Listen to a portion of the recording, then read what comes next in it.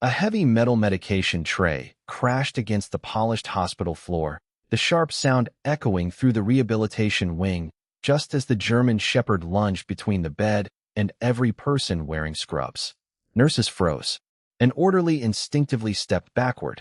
The dog did not bark wildly or snap without reason. He simply stood there with unwavering focus, muscles tight beneath his aging coat, his amber eyes locked on anyone who dared move another step toward the man lying in the hospital bed. The veteran struggled to catch his breath, his heart racing faster than the machines beside him could measure, his body trapped between the memories of a battlefield thousands of miles away and the white walls surrounding him now. His name was Daniel Mercer, a former Army combat engineer whose final deployment had ended with shattered bones, damaged lungs, and invisible wounds that no surgeon had managed to remove. Every night followed the same cruel pattern. Sleep arrived only long enough for old explosions to return, dragging him back into dust-filled villages where screams blended with helicopter blades and the smell of burning diesel lingered in the air. Then he woke fighting enemies that no one else could see.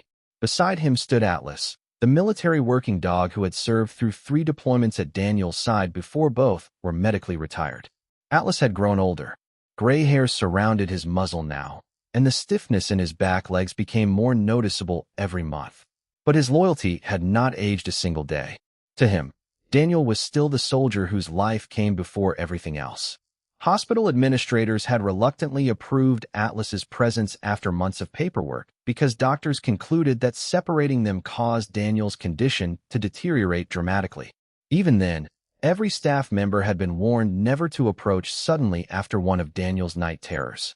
The warning had become routine, almost mechanical, until tonight. The evening staff exchanged nervous glances while one physician quietly reached for his radio to request additional security. Nobody wanted to remove Atlas by force. They knew better. Military working dogs were trained with extraordinary discipline, but loyalty mixed with fear could become impossible to predict. The hallway settled into an uneasy silence broken only by the steady beeping of heart monitors and Daniel's uneven breathing. Outside his room, rain tapped gently against the hospital windows, blurring the orange glow of parking lot lights into long streaks across the glass. It was nearly 2 in the morning, the hour when exhaustion stripped people of certainty and left only instinct behind. Then soft footsteps approached from the far end of the corridor. The night nurse assigned to the rehabilitation floor carried no urgency in her walk. She neither hurried nor hesitated. Her name badge simply read Evelyn Brooks. She was known among patients as someone who listened more than she spoke. She remembered birthdays without checking charts. She tucked blankets around elderly patients before adjusting machines. She somehow noticed when someone was pretending not to be afraid. Most assumed kindness explained her calmness. None imagined there was another reason. A younger nurse intercepted her before she reached Daniel's room. Her voice trembled as she whispered that Atlas would not let anyone inside, and that security had already been called. Evelyn thanked her quietly, but continued forward anyway. Daniel barely noticed her. Sweat clung to his forehead, while fragments of combat still clouded his vision. Atlas, however, noticed everything. The old shepherd shifted his weight and fixed his stare on the approaching woman. Every person in the hallway unconsciously held their breath. Instead of speaking immediately, Evelyn stopped just outside the doorway. She lowered her shoulders ever so slightly, keeping her hands visible. Then, almost absent-mindedly, she lifted 2 fingers near her thigh, rotated her wrist once, and gave the smallest downward movement imaginable. It lasted less than a second. Most people would have mistaken it for an ordinary adjustment of posture. Atlas did not. His ears lifted. The rigid line along his back softened. His intense stare melted into quiet recognition, followed by something even stranger. Respect. Without a single command spoken aloud, the old military dog stepped aside, sat beside Daniel's bed, and lowered his head. Gasps escaped from several people standing outside the room. One orderly actually blinked twice as though convinced he had imagined the entire exchange. Daniel forced himself upright despite the pain spreading across his ribs. He stared first at Atlas, then at the nurse. Confusion replaced panic. Atlas obeyed only a handful of people without verbal confirmation.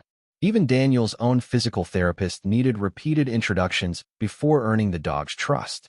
Yet this woman had crossed an invisible line no one else even knew existed.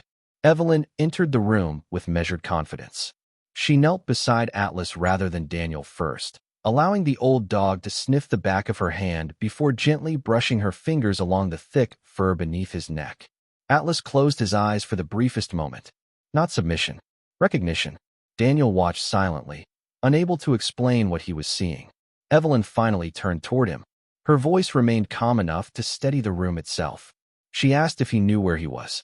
Daniel nodded weakly. She asked whether he could hear the rain outside. He listened. Slowly, the sound separated itself from the explosions inside his mind. She asked him to match his breathing with hers. For seconds in, for seconds out. Again, again. The racing pulse visible on the monitor gradually slowed. No dramatic miracle occurred. The nightmares did not disappear.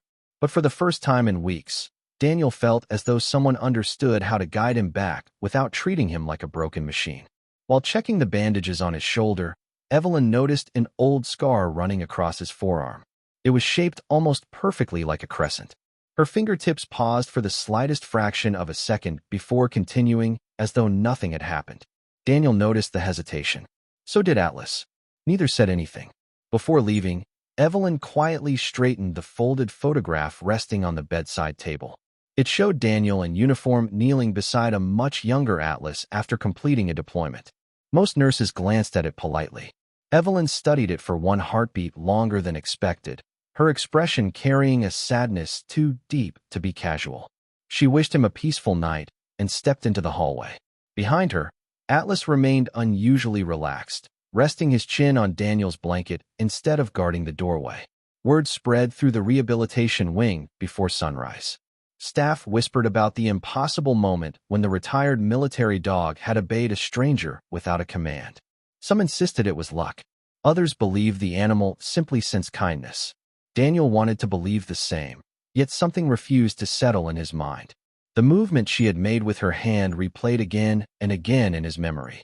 It had looked deliberate, familiar, practiced, not the gesture of someone guessing, but of someone who had used it many times before.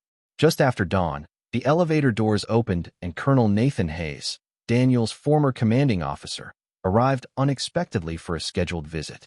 He exchanged greetings with the staff until one nurse casually demonstrated the strange little motion Evelyn had used to calm Atlas. The color drained from the colonel's face so quickly that everyone nearby fell silent. His eyes remained fixed on the nurse's hand, as though he had seen a ghost standing in the middle of the hallway. After a long moment, he whispered words that sent a chill through Daniel before he even understood their meaning. That signal was never taught outside one classified military K-9 unit, and every person cleared to use it was officially listed as dead. Daniel barely noticed the colonel taking a seat beside his bed because the words continued echoing through his mind with a weight heavier than any diagnosis he had ever received. Officially listed as dead. The phrase refused to loosen its grip. Atlas lay quietly at the foot of the bed, his breathing slow and steady, but every few moments the old German shepherd lifted his head toward the hallway, almost as though he expected someone to return. Colonel Nathan Hayes remained unusually silent for a man whose entire career had been built on giving orders. His eyes never strayed far from the doorway where the night nurse had disappeared only minutes before sunrise. Finally, Daniel broke the silence. He asked the question neither of them could ignore. How could a civilian nurse know a signal that belonged to a classified military K-9 program? The colonel rubbed his weathered hands together before answering. He admitted that the gesture was not merely a command. It was an authentication signal used only during covert rescue operations. Every handler and every support operative assigned to that program memorized it before deployment. It was designed so military dogs could distinguish trusted personnel even in darkness, smoke, or complete radio silence. Very few people had ever learned it. According to every official record, none of them had survived the final operation where the program ended. Daniel felt a coldness settle over him that had nothing to do with the hospital air conditioning. Memories long buried beneath medication and therapy began pressing against the surface. He remembered fragments of a mountain valley hidden by fog. He remembered Atlas barking somewhere beyond a collapsed bridge. He remembered an explosion that erased entire sections of his memory. Most of all, he remembered someone shouting for the evacuation helicopter to leave before sunrise.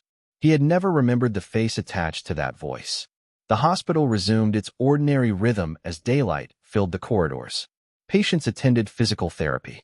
Volunteers delivered flowers. Families visited with quiet hope tucked behind tired smiles. Yet Daniel found himself watching every doorway, waiting for the night shift to return. Throughout the afternoon, he asked nurses about Evelyn Brooks. The answers were strangely ordinary. She had worked there for nearly 3 years. She rarely spoke about herself. She covered extra shifts without complaint. She never missed work. She volunteered in the Veterans Rehabilitation Unit whenever another nurse requested time off. Nobody knew much about her family. Nobody had ever seen visitors waiting for her after work. It was as though her life began each evening when she entered the hospital and paused each morning when she walked out the doors. The simplicity of those answers disturbed Daniel more than secrets would have. Truly ordinary people usually left traces of ordinary lives. Evelyn seemed to leave none. That evening Atlas behaved differently. Instead of sleeping through the afternoon, he remained alert, occasionally walking to the room's entrance before returning to Daniel's bedside. The old dog's instincts had saved lives overseas countless times. Daniel trusted those instincts more than he trusted his own memories. Shortly before 8 o'clock, the rehabilitation director entered Daniel's room carrying a thin folder. She explained that Colonel Hayes had requested permission to review archived military records connected to Daniel's final deployment.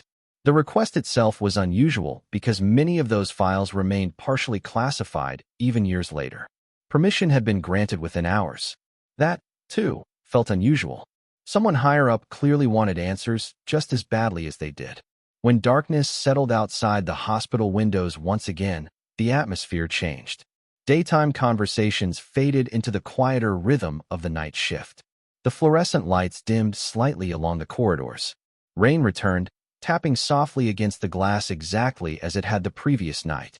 At precisely 9 o'clock, Evelyn walked onto the floor wearing the same calm expression she always carried. She greeted patients by name. She adjusted blankets. She laughed gently with an elderly woman who insisted her grandson had become too handsome for his own good. Nothing about her behavior suggested she carried the weight of buried military history. Yet Atlas noticed her before anyone else. Without hesitation, he stood, walked into the hallway, and sat directly in front of her. He did not bark. He simply waited. Evelyn smiled softly before kneeling beside him. She scratched behind his ears exactly where retired handlers often did to check for tension around the neck muscles. Daniel noticed the movement immediately. It was not random affection. It was habit. Military habit. Their eyes met across the hallway. For a long moment, neither spoke. Then Daniel quietly asked whether they had ever met before. Evelyn held his gaze without blinking.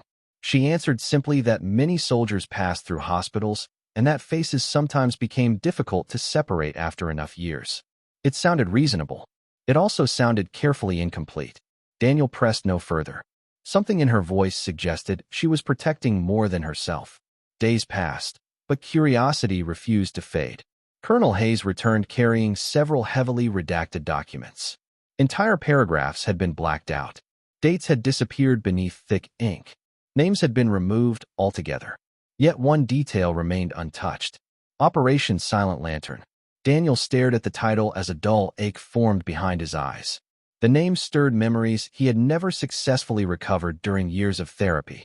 Hayes admitted he had commanded the operation but confessed that parts of it had later been sealed under National Security Authority.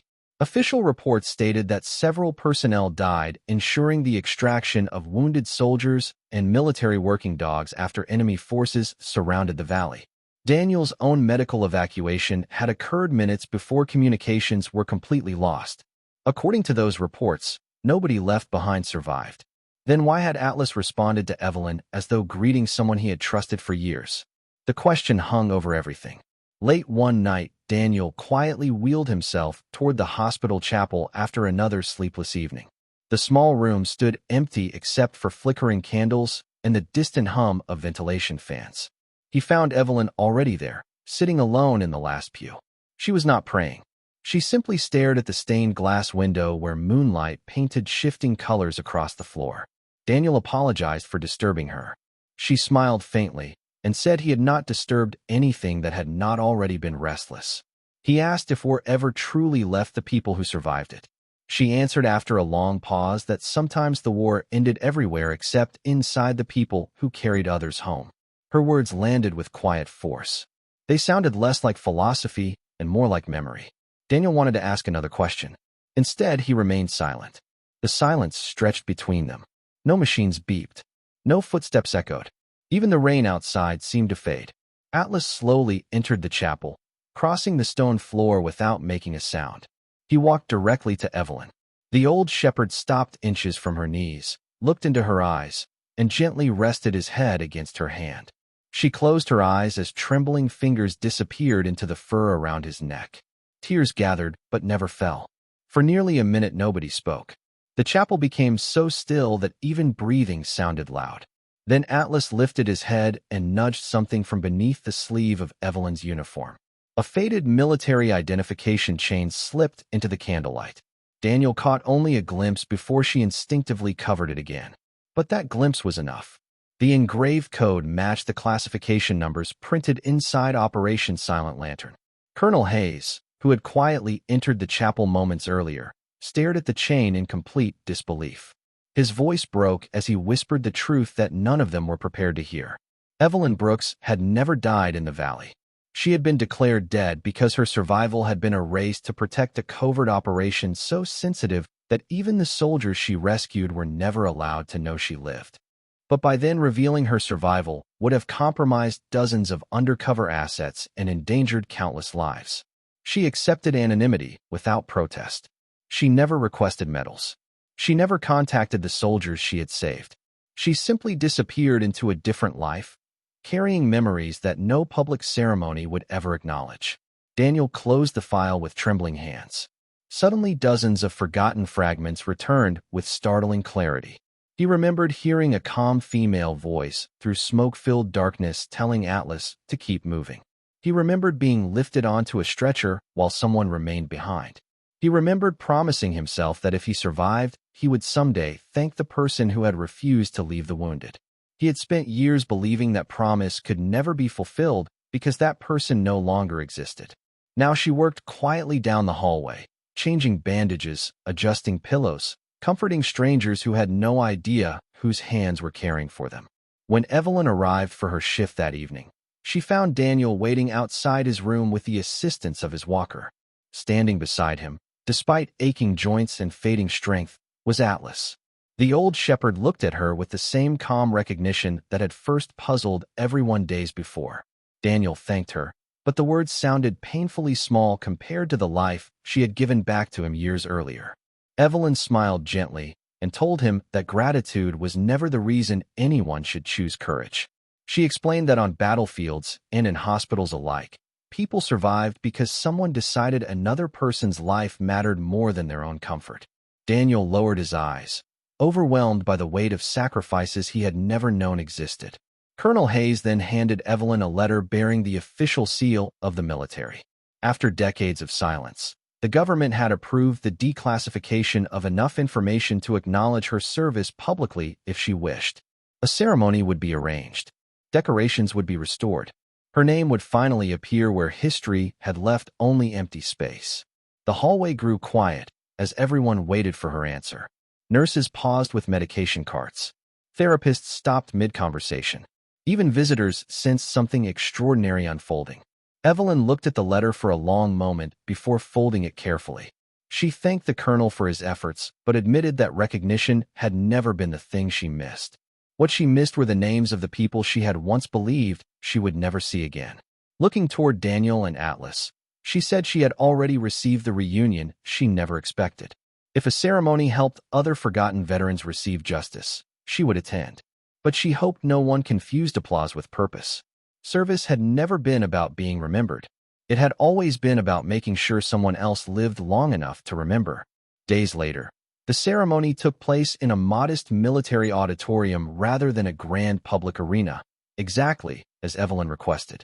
There were no dramatic speeches filled with exaggerated heroics. Instead, Former soldiers quietly embraced one another after years of believing parts of their past had vanished forever. Families learned the names of people whose courage had shaped futures they now enjoyed without ever knowing why.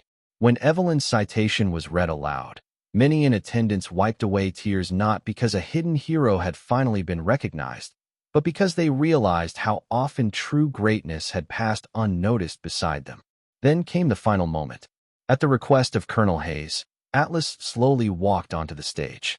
Age had slowed his steps, and silver now covered much of his muzzle, yet dignity remained in every movement.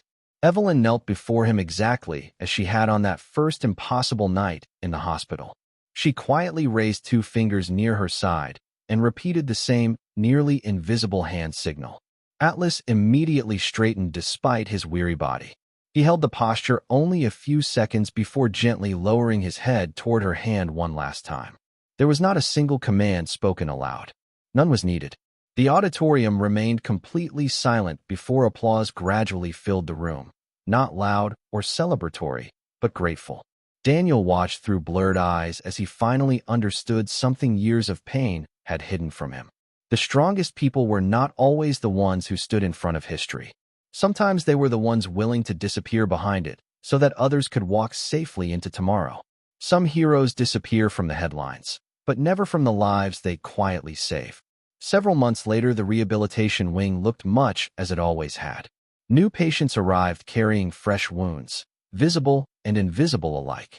Evelyn continued working the night shift with the same gentle patience she had always shown. Daniel returned occasionally, no longer as a patient, but as a volunteer, sitting beside newly injured veterans who believed healing would never come. Atlas, now slower than ever, greeted each visitor with peaceful eyes that seemed to recognize burdens words could not describe. On quiet evenings, when rain tapped softly against the hospital windows, Daniel sometimes caught Evelyn using that tiny hand signal before entering a frightened patient's room. It was no longer a secret to him. It had become a quiet reminder that compassion, like courage, often speaks without making a sound.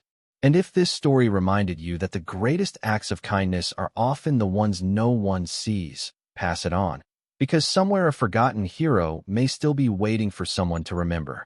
Morning arrived without ceremony, but nothing inside the rehabilitation hospital felt ordinary anymore. The sunlight that spilled through the tall windows illuminated the same polished floors, the same quiet corridors, the same rows of patient rooms, yet every familiar detail now seemed to belong to a different story. Daniel Mercer sat awake before dawn, unable to sleep after the revelation in the chapel. Across the room, Atlas rested with his head on his paws, though the old German shepherd opened one eye each time footsteps passed the doorway. He sensed what Daniel already knew. The truth had surfaced, but it had not yet finished changing their lives. Colonel Nathan Hayes arrived carrying a weathered military case that looked older than the hospital itself. He placed it gently on the bedside table and stood in silence before speaking. For years he had obeyed orders that demanded absolute secrecy. He had convinced himself that silence protected lives. Now he wondered how many lives silence had quietly wounded instead. Inside the case were documents released only days earlier after an emergency review triggered by the identification code Daniel had recognized. Some pages remained heavily redacted, but enough survived to reveal what history had buried. During Operation Silent Lantern, Daniel's engineering unit had become trapped behind enemy lines after an unexpected ambush destroyed the primary evacuation route. Communications failed. Air support was delayed. Enemy forces closed in from every direction. Atlas had located an alternate escape path through a narrow mountain pass, but crossing it meant exposing someone to enemy fire long enough for the wounded soldiers and military working dogs to reach the extraction point. That volunteer had been Evelyn. She had not been a nurse then. She had been a covert military medic attached to the classified K-9 rescue program, trained not only to treat soldiers, but also to communicate silently with military working dogs during combat. The hand signal that calmed Atlas in the hospital had once told frightened dogs that the person standing before them was one of their own. According to the newly released report, Evelyn remained behind after the final evacuation helicopter lifted into the darkness. She transmitted false radio signals that drew enemy forces away from the departing aircraft, buying enough time for everyone else to escape. Military intelligence later intercepted evidence suggesting she had been killed. To protect an ongoing intelligence network connected to her disappearance, officials declared her dead and sealed every surviving record. Months later, she was quietly recovered during another operation.